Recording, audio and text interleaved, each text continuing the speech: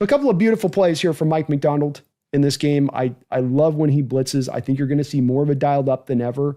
Tariq Woolen, on a recent interview, kind of gave up a little bit of a tidbit that I thought was very interesting, which is that he told Richard Sherman right now they've got him pressing more than ever. It's just crazy because I told people this is the most I've done pressed before ever. And I mean, that's my skill set for real, so I like it. And as we continue to grow as a team, as we continue to go through camp and stuff like that and come to an end of installing everything, then I'm pretty sure that what we have put together, we're going to execute it real well. And I know our defense will be real fun. Look, I was always told press until you can't. From the conversations I've had with Coach Macdonald, that's what he wants from y'all, and that's a great way to play. You ever in doubt, go press and have him tell you to get off of it. And so I've got a working theory right now this year defensively that there's going to be a very strong intention to dial up the blitz game this year more than ever, and maybe as much as Mike Macdonald has ever done it. And I've got some reasoning as to why I believe this is going to be the case. First off, never forget within this defense, when you go back to the origins of this defense, that it is a press man cover corner kind of defense, and its origins going back to Buddy Ryan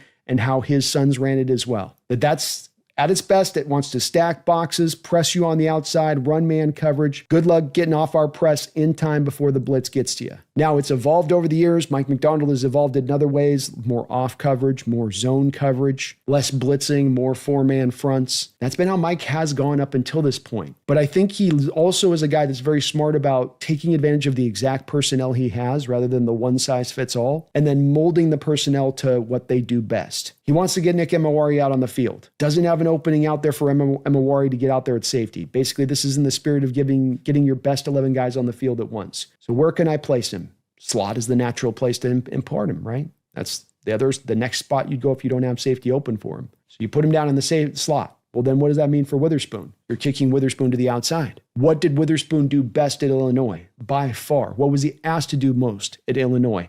By far. Man coverage. Press man coverage. So because you have Emawari wanting to get on the field, and then you're sliding Witherspoon to outside corner, and you don't want him doing as much zone in what he doesn't do as well as what he does in press man, then now you also will be having Witherspoon doing some similar stuff to the other side of the field, and that is also what Witherspoon does at his best, I would say. Witherspoon in a press man coverage situation, I'm making a leap here of logic a little bit, that you're going to have these guys now because of the dictating Witherspoon to the outside and getting Emawari out there. Now it's going to maybe better instruct a little bit of your defensive fronts to run a little bit more of those games, run a little bit more of those stack boxes, run a little bit more of the blitzing, and that you're taking a little bit more of a pressure-based approach to offenses this upcoming year. Because my final note on this is that the one vulnerability that lies with Mike Macdonald's defense that we know is absolutely there, and there's kind of nothing you can do about it in the way you've run things currently, is that you have your two defensive tackles in kind of tight. You have a 1 tech and you'll have your 3 tech like you would in a 4-3 defense. But then you've got your outside linebackers and not just sometimes a wide 9 technique alignment, but they'll be out in like a wide, what I call wide 10. It's not really a thing. I'm making it a thing where it's an extra yard of width. They're getting wide. So you have your defensive tackles in compounded tight. You got your edges out wide. You have natural gaps in the A and the B gaps at times to be able to hammer the run and be able to double team guys at the point of attack. And those edges can't get down there fast enough. And those linebackers have to consistently deal with second level climbers over and over and over again rather than being able to run free.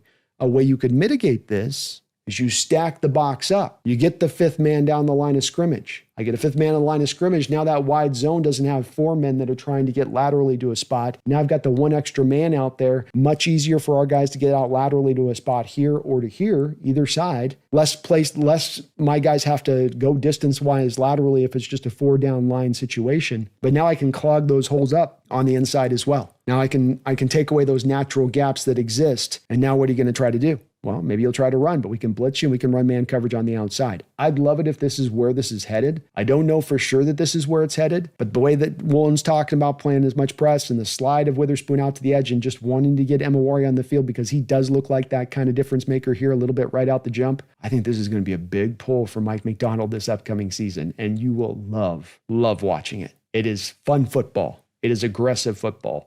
It's a we're going to take it to you type of defense. And that's the type of defense I love to watch. Football. It is aggressive football. It's a we're going to take it to you type of defense.